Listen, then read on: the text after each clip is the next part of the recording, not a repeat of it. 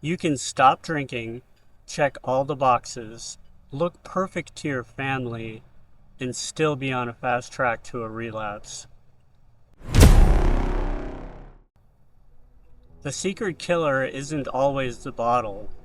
Sometimes it's a lack of rigorous honesty. In my past, when I failed, I didn't fail because I wanted to drink.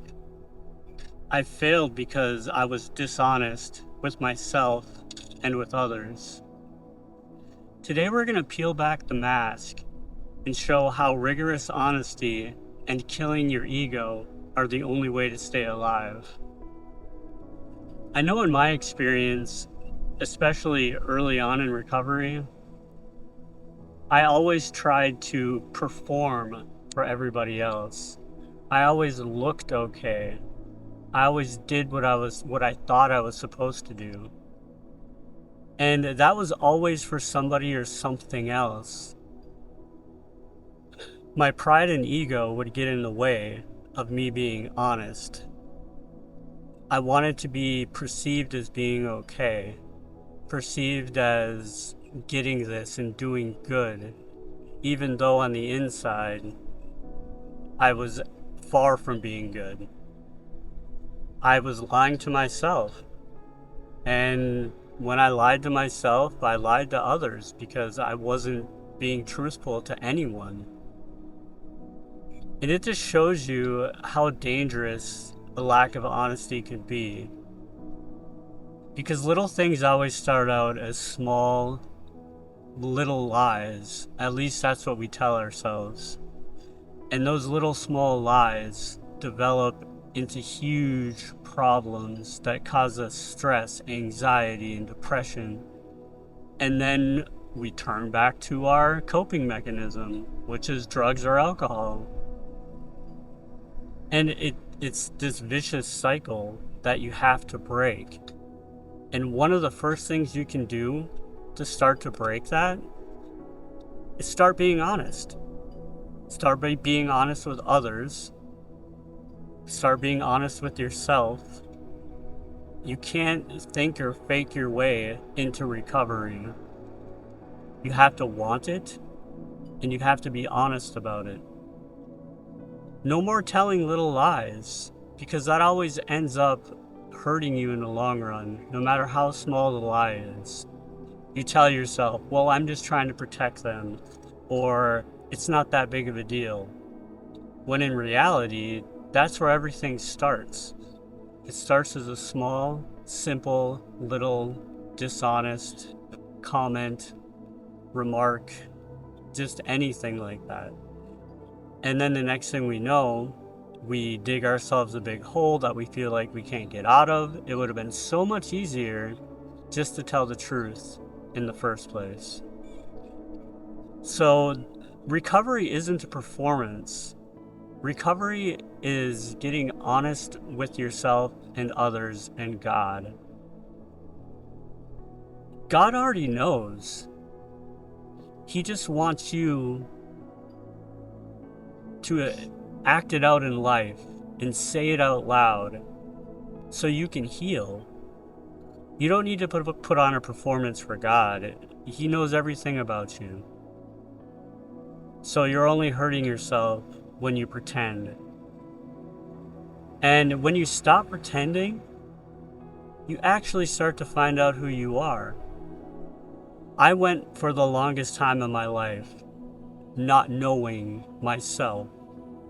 And I got so deep into my addiction, you could literally ask me, what's your favorite color? And I would honestly not know. I would look to somebody or something else for the answer. And now, today I'm 241 days in, and I can honestly tell you my favorite color is green. But before, I had to stop and think about it. It's like when you stop all the lies and you start being honest and truthful to yourself, others, and God, life becomes brighter. It slowly but surely makes things easier once you get into the routine of being honest. And there's lots of little things, and there's always going to be, those little instances where, oh, if I just tell them a little white lie, I won't have to do this, or I can get out of this. If it's something you have to lie about, it's probably something that you shouldn't have done, and you should just be honest about it, ask for forgiveness, and then move on with your life. Because that one little lie will turn into another lie, so on and so forth, and before you know it, you're buried. And what happens when people with addiction get buried? Well, we attempt to dig ourselves out with substances, and that never works out. We just find ourselves hitting the reset button time after time after time, until one day we wake up and realize we have all the tools that we need: God, honesty, love. All of those things are required if you want to recover, be at peace, and live a healthy, happy life. And the other thing is pride and ego.